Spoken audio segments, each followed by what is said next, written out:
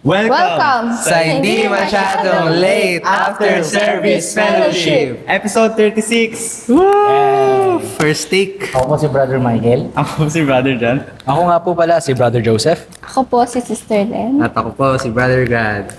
And once again, nandito po kami para po magsama-sama, para po pagnilayan yung mga salita po ng Panginoon na ipinahayag niya this past weeks. And kanina, our worship service just ended. So, ngayon po ay minsan pa, nais namin na mag-share at patuloy na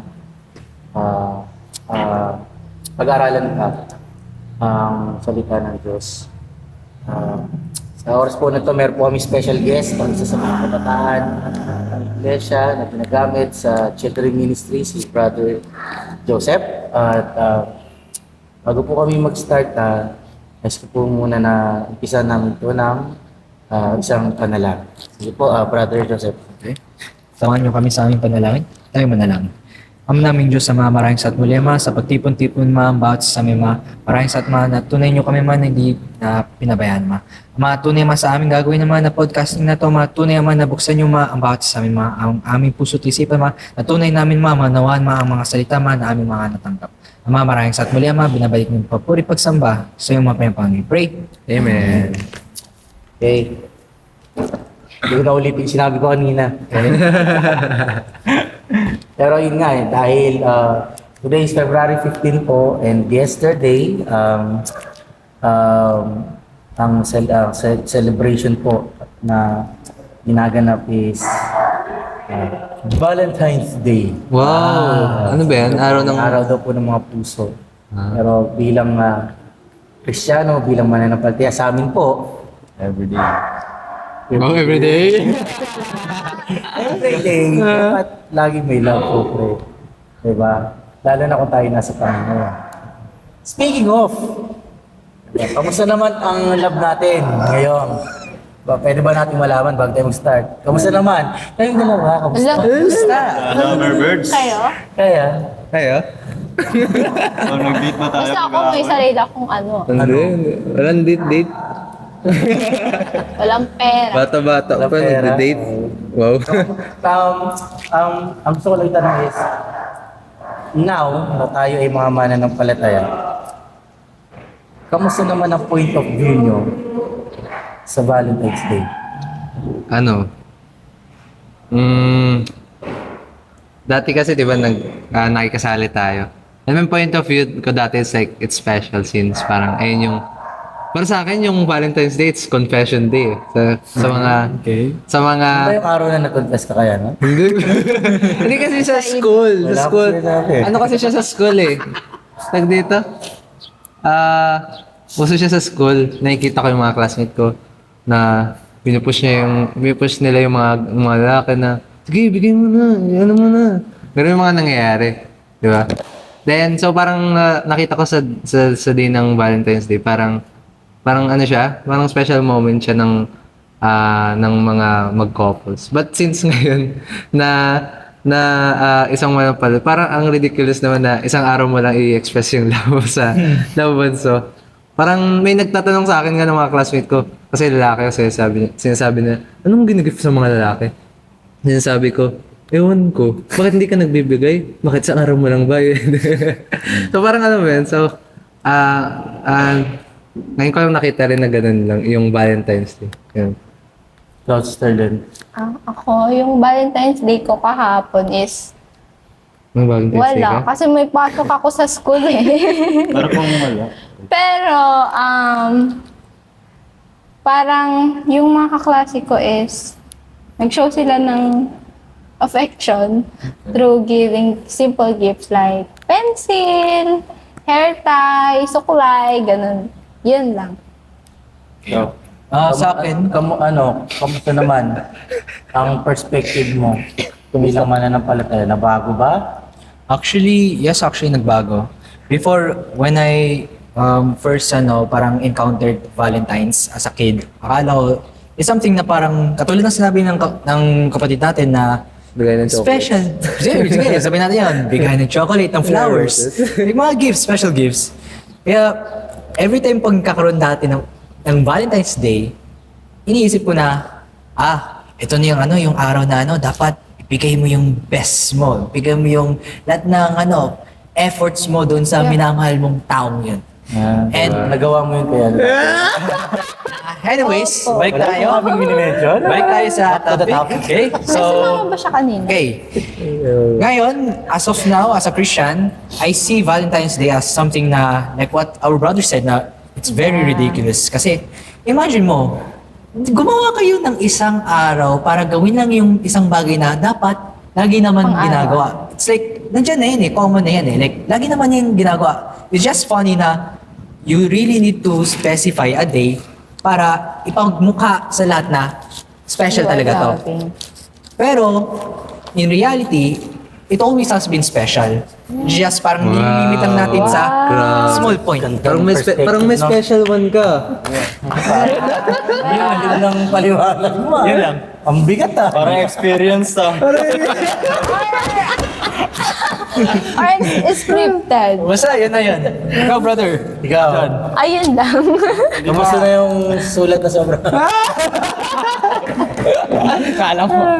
Kalimutan ko na yun. Parang ano lang yun, di ba yung Valentine's parang Monday lang. Para kung tatanungin niyo ako, para sa akin. Namiss ko Wala siya. na, kung isipin natin yung mismong date, di ba? Yung mga ginagawa ng tao sa Valentine's, sabihin natin, wala nang talaga masama daw. But, ayun nga,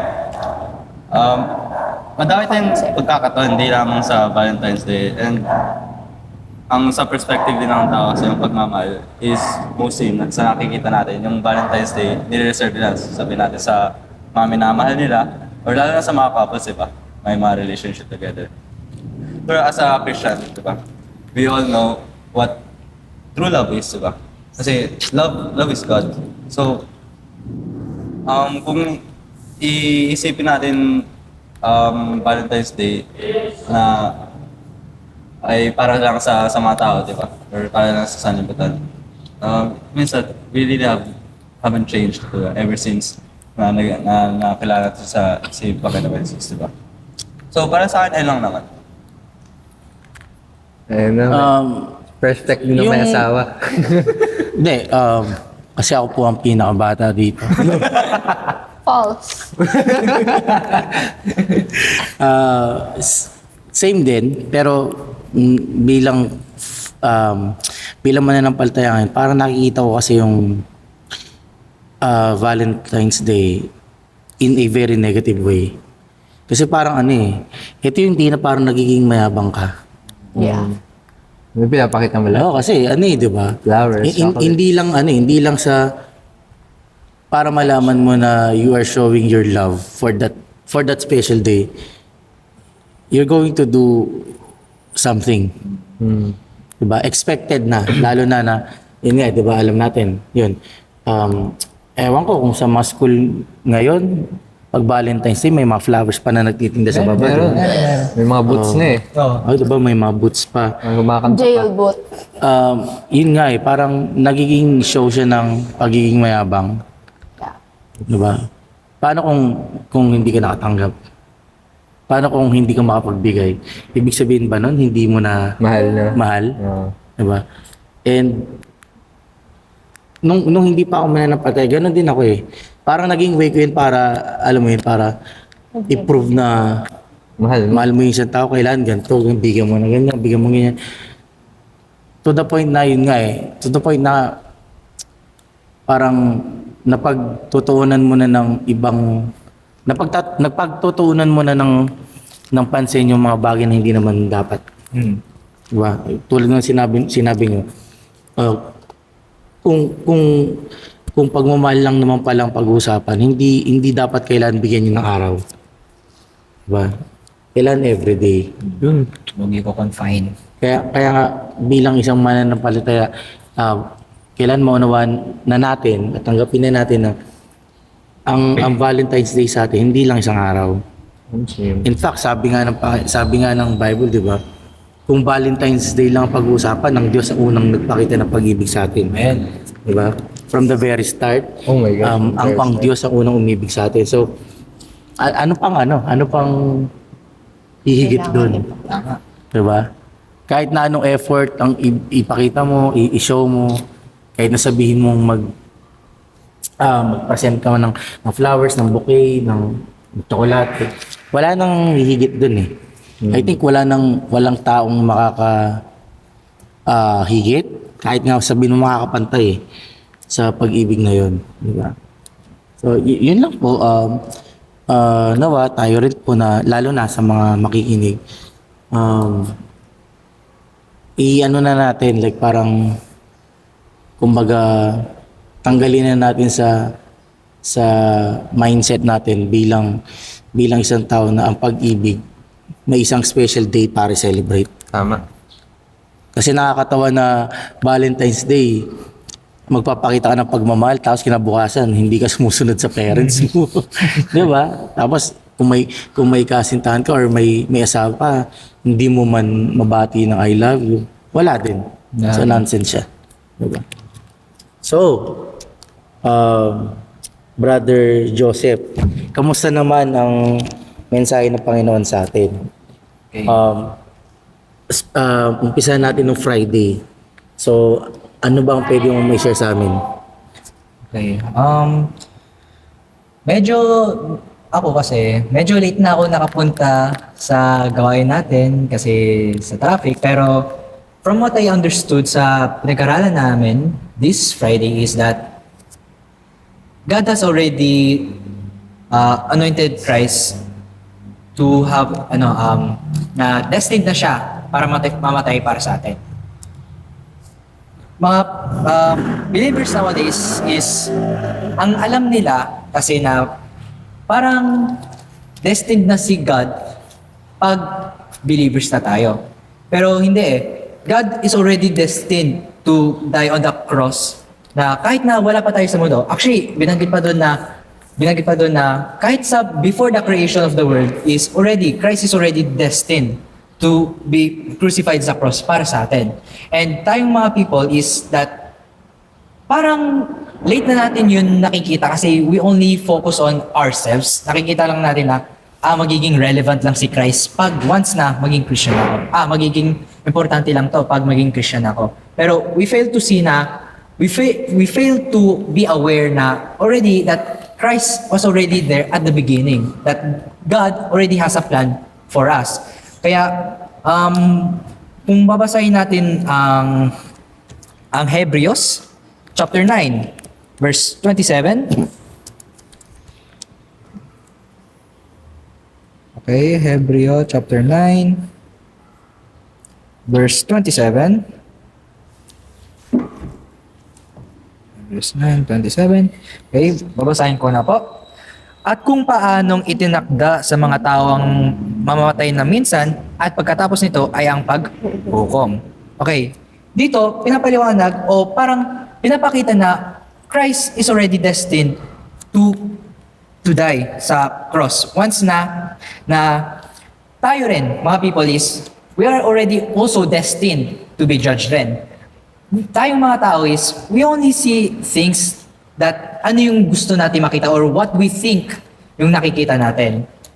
Katulad ng kanina, ng pinag-aaralan namin ng Friday, if aware po kayo sa ina-upload ng Brother Michael po namin, is that lahat ng iniisip natin o lahat ng mga plans ni God is already predestined na. It's just tayong mga people is, we fail to see it. And I think the reason kung bakit we fail to see those things is kasi, like what I said kanina is, masyado tayong focus sa sarili natin. Masyado natin pinaprioritize yung mga thoughts natin o yung mga things na gusto natin mangyari o mga things na gusto natin gawa ng mga paraan. Yun yung parang isang thing na tumatak sa akin when I heard that kind of teaching na, so akala ko kasi at first, magiging relevant lang si Christ once maging Christian na ako. Pero hindi eh. Relevant na pala si Christ before pa ginawa ang buong mundo. And I think everyone should know that na sobrang importante ng pagtuturo na to. Kasi a lot of people fail to see that already that Christ is already at the beginning. Already Christ is, nasa simula pa lang, kahit sa kadiliman pa lang, as in, there is no creation yet, nandiyan na agad si Christ. Kaya nga, diba, lahat tayo dito. Kaya nandito tayo lahat ngayon. We are trying paano ba? We are trying to go and follow Christ. Pero of course, lahat tayo is nalilimit sa mga sarili nating mga perspectives, sa mga sarili nating mga actions and thoughts. Kaya almost, it's to the point na parang nakakalimutan natin na already God is already been destined for us. Already Christ has been destined. Inanoint na siya as Christ para sa atin. And we fail to see that. So we really need to see that na hindi lang dapat nasa isip natin na relevant lang siya as of now. Dapat isipin natin siya, relevant siya since the beginning. Kahit hanggang sa pinaka-end of our lives, relevant siya. It's just that we must really need to see that. So, yun yung parang pwede kong sabihin yung pinaka-summarization na natanggap ko this Friday. Ayun. May dadagdag ba kayo? Ako, sorry magdagdag konti dun kasi para sa akin, napakahiwaga ng dinuro nung Friday, kung saan, parang kung intindihan lang siya ng maayos or parang, makakapakinig yung mga brothers and sisters natin, parang pwede siyang maka-change yung perspective, lalo na kung really napunta ka lang talaga every Friday, Sunday, just to say na you're a Christian. Parang ito yung teaching na it's important na maging foundation natin. Kasi, diba, Genesis chapter 3, verse 22. Sabi doon, Yahweh, God said, "Behold, the man has become like one of us, knowing good and evil. Now lest he reach out his hand and also take out of the tree of life and eat and live forever." Naalala ko yung sinabi ni Pastor Jong na, diba? Or yung tinuro niya na, kung saan sabi doon, diba? When you eat the knowledge of good and evil, it's like, mamamatay ka. You will surely die. And it is na-understand natin sa, doon sa time na yun, na it means pala na, diba? Ang ganda nun kasi they don't have the hesitation na kainin to. Kasi kung alam nilang tama yun kung alam mo mamamatay ka, will you really eat it ba talaga? Diba? Kaya makikita natin na I think they understand Christ. Kasi kung isipin natin kung paano kinrelate sila Adam, it's like diba? Kinrelate sila through the spirit of diba, hiningahan sila ng life ng Panginoon. And na-understand natin nun na before sin, they're one with God. So kung titignan natin, I think they also understand Christ. Diba? Kaya maintindihan natin na sinabi ni Pastor Jong na kinain wala yung takot sa kanila kainin yan kasi they know na hindi sila yung mamamatay, si Christ yung mamamatay. And tama, diba yung sabi kanina, yung fruit na yun, bakit or yung parang yung bunga na yun, bakit siya magre-result ng kamatayan? Because diba, kung we know the good and evil, magkakaroon siya ng, diba, ng law. Or parang, pag nilabag natin yung law na yun, magkakaroon ng punishment. Which is, kaya kung makikita natin dun sa later mga verse sa New Testament na in-explain nila Paul na diba, na yung kapalit ng kasalanan is kamatayan. Why? Kasi the moment na we knew the good and evil, parang nagkaroon ng law. Kunyari, parang sa school, diba? Kung hindi naman sinabi ng teacher na parang tumahimik, pwede ka mag-ingay, hindi siya magagalit kasi wala sa rules niya eh. But once nung na-establish yung rules, diba? Parang ayun yung nagiging basis na parang pag sinaway natin to, pwede tayo mapagalitan. It's like same thing na because of that moment na we knew like good and evil. Kaya may kita natin, diba, na the moment na sin entered, parang yun nga, nagalit sinisi niya pa sa asawa niya, sinisi niya pa sa asawa niya si Eve na dahil sa bahan itong binigay mo sa akin, parang nawala yung love. Diba sinabi ni Pastor John kanina na nung una, describe niya si Eve, di ba? You are bones of my bones, flesh of my flesh. So you can see yung connection na, but after ng sin, itong babae na to dahil dito eh. Di ba? We can see na, grabe yung Hindi na daw kasi balik. hindi nakatanggap sir. Kaya nakikita natin, grabe yung pagbabago ng sin sa people. And, di ba, katulad ng sinabi ni Brother Joseph, it's real na, really, nung pasimula pa lang, Jesus already died on the cross in heaven. And and it's hard to understand eh. Kasi we're people.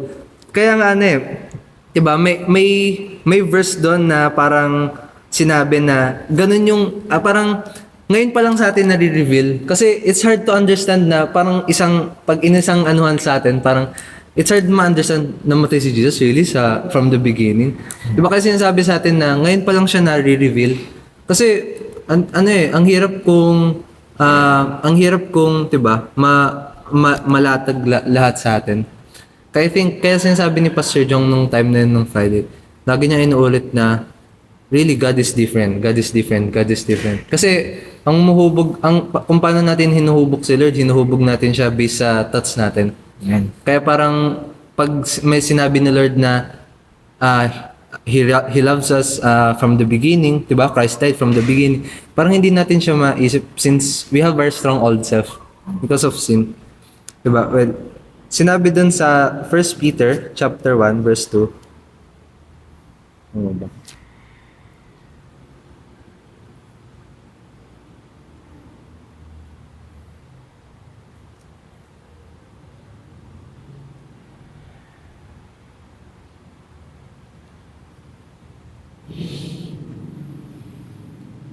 Sabi doon, according to the foreknowledge of God the Father, in sanctification of spirit, that you may obey Jesus Christ and be sprinkled with His blood. Grace to you and peace be multiplied. Sabi doon sa 18:20, knowing that you were redeemed, not with corruptible things like silver or gold, from useless way of life handed down from your fathers, but with precious blood as of a lamb without blemish or spot, the blood of Christ. So I think it's important talaga na we understand kung ano yung ginawa ni Jesus Christ sa atin. Kasi really ano talaga eh, the moment na humiwalay tayo sa ating the moment na sin entered, gumana lang sa atin is yung luma nating pagkatao. Which is katulad ngayon na for me parang yung interpretation ko doon parang it's hard talaga makita si Jesus Christ lalo na with your old self. Kasi lalo na sa in example sa mga Israelites, diba? Na they really had a hard time sa ilang. Kung if you binasa mo niya, diba?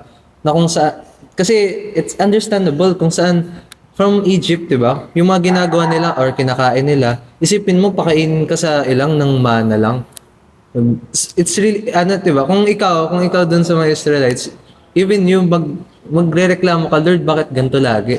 And makikita mo, 'di ba? Yung mga law nila, it's so many. Kung saan sa pagkain nila, ano yung kailangan nila kainin, ano yung mga bawal, ano yung law about sa gantong sin, ano yung law about sa gantong, ang dami talaga.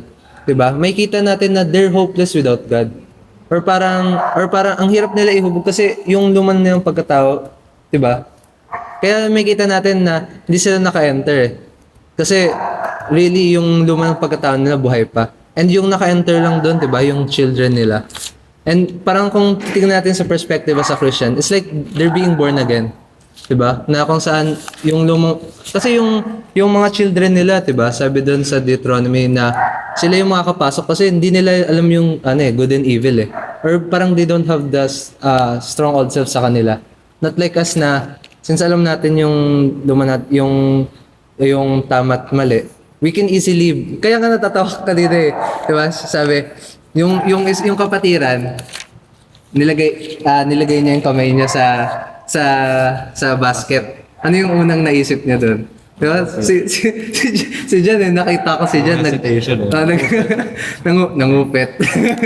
Nasa isip ko nun meron siyang pera, magpapabarya siya doon.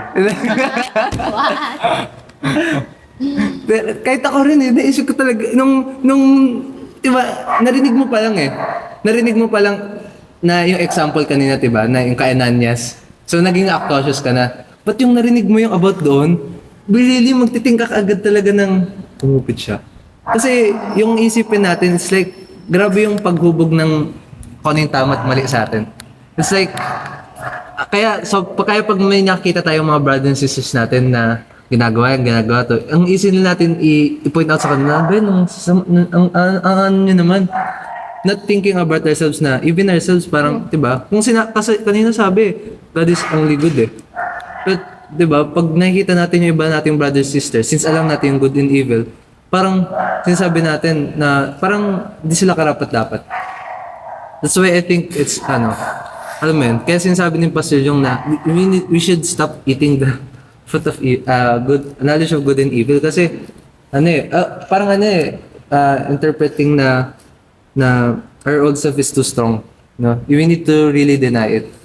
Kasi not unless na pag hindi natin ma-deny siya, diba? Katulad ng mga Israel, it's hard for us to enter to the Canaan. Kaya, kaya na-bless din talaga ako dun kasi parang ang hirap din kasi talaga intindihan nung unang tinuro sa atin yung about Christ dying from the beginning. It's really hard. Kasi as a human parang syempre nag-live ka 24 hours, di ba? Parang hindi mo alam kung anong mangyayari bukas, hindi mo alam mangyayari. Parang gumagamit ka ng basic knowledge sa araw-araw mo sa buhay. Knowing na Christ died from the beginning, it's really impossible na think talaga. Parang syempre, parang it's so blessed tayo. Pero ang hirap. But it shows na really parang, it shows talaga na yung luma nating pagkatao, sobrang lakas. It really depended sa mga knowledge natin sa world. Kaya sabi sa atin, ngayon pa lang, kaya sabi sa atin ng Bible, parang ngayon pa lang siya nare-reveal na Christ died for you, God loves you. Kasi, hindi natin kaya na Kaya really, I think it's a blessing talaga. Parang we can take for granted yung parang kung ano yung nangyari. Kasi kaya you will understand na kung sinabi ni Lord na siya yung Alpha and Omega, really, kung siya yung love, siya lang yung only good, diba? From the beginning to the end, siya lang it will make sense talaga. And I will share lang one thing din, parang the moment kung titignan natin yung mga 11 disciples ni Jesus Christ nung namatay siya. 'Di ba nung they received the Holy Spirit, makita natin they understand everything about Christ, about his word. They understand everything. Kaya nga kung i-apply natin siya kala Abel, kala Noah, kala Abraham, siguro makita natin they also understand Christ kasi kung they receive the Spirit of the Lord, I think they can understand Christ. Kaya hindi natin ma-deny na sinasabi ni Pastor Jong, they're preaching about Christ, 'di ba? Si Moises umalis siya sa Ehipto kasi he understand Christ. So parang hindi natin siya ma-deny kasi parang yung evidence about sa mga disciple niya, it shows na from nung 3 years na kasama si Jesus, hindi nila na-understand yung word niya. Parang it shows na parang they don't have the Spirit yet kasi kasama pa na si Jesus But the moment na they receive the counselor, di ba, yung Spirit of God, parang they understand everything. So I think, kaya from the beginning talaga, we can't deny that Christ is already there. Yun lang sa akin, parang na-understand. Ikaw, Lem, magdadagdag ka? Wala naman. Wow. Wow, sana all. Ikaw, brother John. Siguro, short lang na, dagdag, diba? Sinasabi din ni God sa una, diba? Tungkol sa Adam and Eve. Yung pagkain nila ng prutas, diba? Once nag-start nun, bago pala yun, inutusan muna sila bago kainin yun kasi mamamatay sila. And sabi ka nila, diba? That, habang kinakreate pa lang sila, God already gave His Spirit to them, diba? So, again, ibig sabihin daw, they are one. So, ang nangyari daw, ay kinain nila yung prutas, and of course, di sa physical na namatay, but ang namatay sa kanila is the Spirit. And what happens is that, since alam parang ganito yung na-interpret ko siya, parang tinatanggal mo yung computer ng CPU. Tapos may sarili na siyang utak. Ganun nangyayari eh.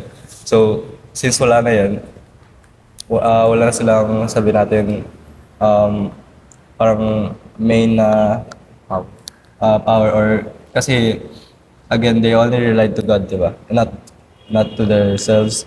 Ngayon since natanggal na yun and then nagkaroon sila ng sarili ng utak which is ayan, good and evil, and that is how we turned out.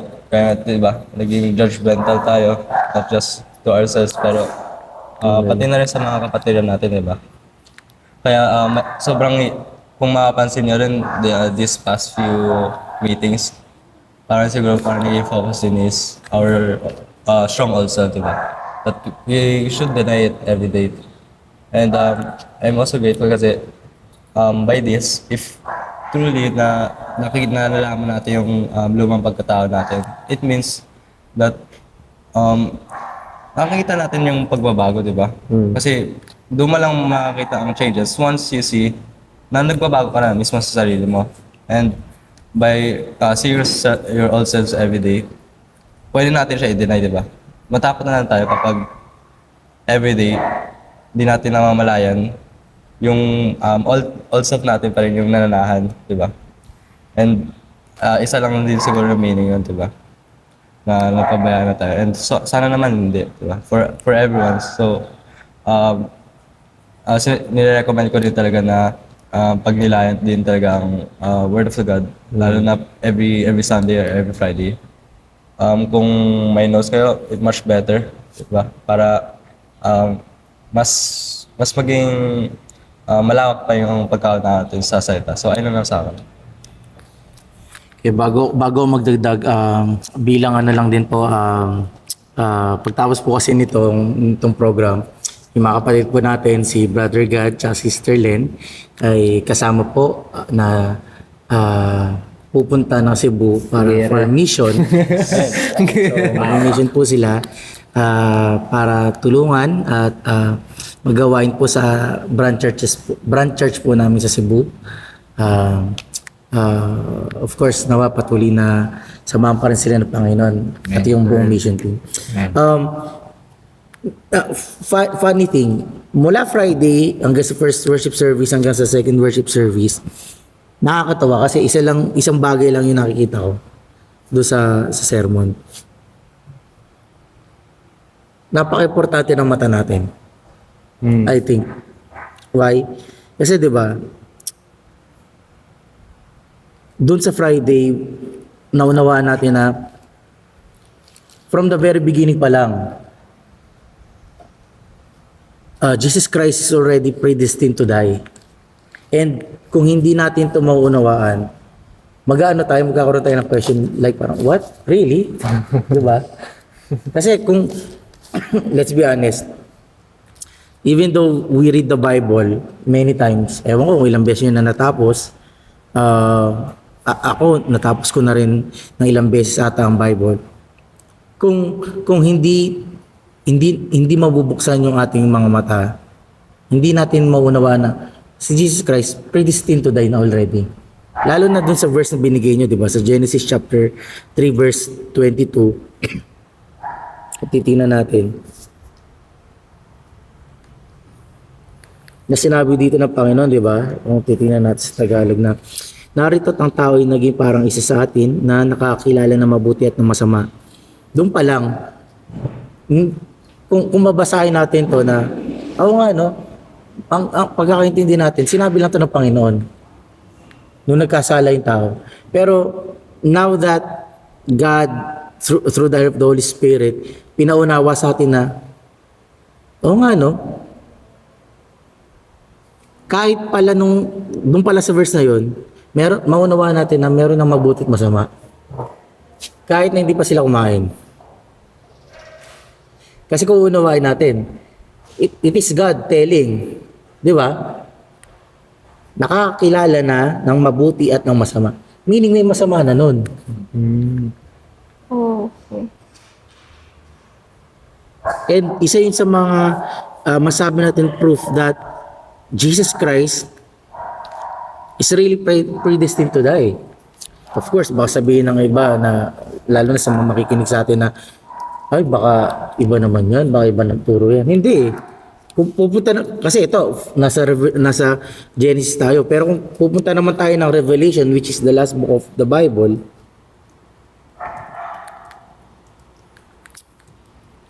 diba?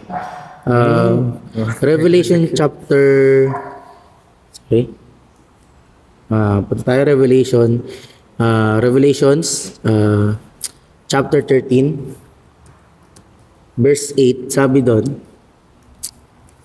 at ang lahat ng nananahan sa lupa ay magsisisamba sa kanya na ang kani-kaniyang pangalan na hindi nasusulat sa aklat ng buhay ng kordero na pinatay 13. buhat ng itatag ang sanlibutan.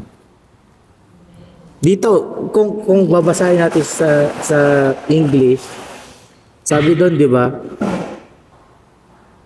The lamb that was slain from the foundations of the world. Ibig sabihin, ano pa? Kung babasahin pa natin sa ibang version, sabi doon, Wala yung tinatag. since the foundations of the world. Ibig sabihin, wala pang paglikha, wala pang creation. It is already destined that Jesus Christ will die. Kaya nga pwede natin sabihin na, yung ano, yung pahayag ng Panginoon pa rin sa atin, it's still about love. It still speaks about God's love. Na kung saan, pinapaunawa sa atin na from the very start pa lang, this is one proof that Jesus Christ is predestined to die for us. That shows God's love. Kaya nga, maunawaan natin ngayon bakit sa worship service natin, di ba? Sa Revelation, bakit gano'n na lang yung pag-speak sa atin ng Panginoon na kailangan masiyasat natin yung ating mga lumang pagkatao. Kailangan, we should really continue to deny our old self. Why? Because our old self are the ones that make us not see. Hindi nakikita yung salita ng Diyos. Hindi naunawaan yung salita ng Diyos, di ba? Kaya nga, kaya bakit nasabi ko na napaka-importante yung mata natin? Kasi doon sa John chapter 9, verse 39 up to 41,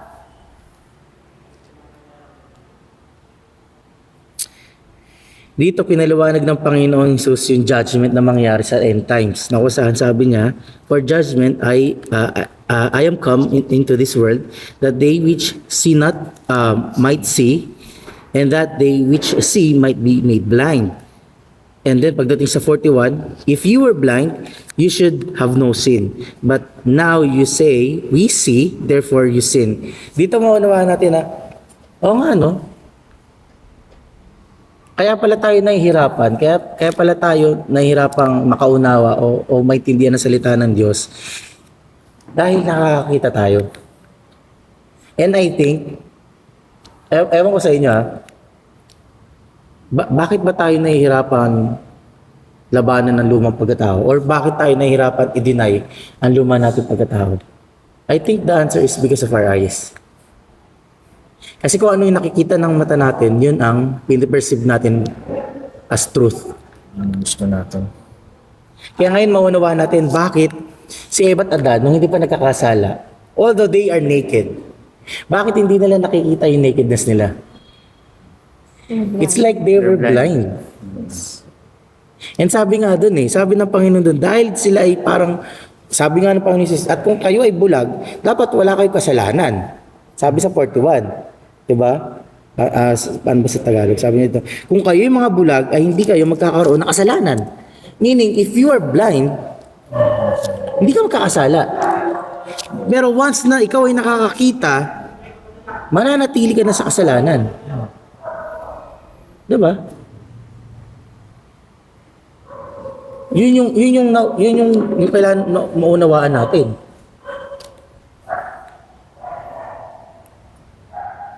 Kaya ngayon naintindihan natin bakit si Paul, di ba? bakit si Paul nabulag.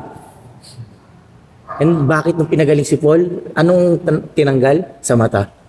Because he's blind. And I think yun yung tinuturo din kahit sa second worship service ni Pastor Manny, that things that which was good. Kasi di ba yung parable doon is tulad ng lalaki na gusto sumunod sa Panginoon. He was seeking seeking to have eternal life. So nag-attain siya. And ano bang pinaka-importanting bagay na kailangan ng tao pag may gusto siyang hanapin? His eyes. And yet, kung tayo ay mananatiling bulag, yun nga mananatili tayong nakakakita, meaning our old self. Kaya ngayon, I understand bakit yung old self lagi tinutukoy patayin ng lumang pagkatao, patayin yung sarili. Kasi pag patay ka na, hindi ka na nakita. Para kang bulag. Kaya sabi ko, oo nga na Lord, no? Kaya dapat talaga maunawaan din namin, bakit gusto mo kaming maging patay? Bakit gusto mo kaming mamatay sa lumang pagkatao? Kailangan namin maging bulag. Like parang patay, hindi ka na nakakita. Diba? So yun lang po. Pasensya na po kung medyo maiksi lang yung program namin today kasi hinahabol din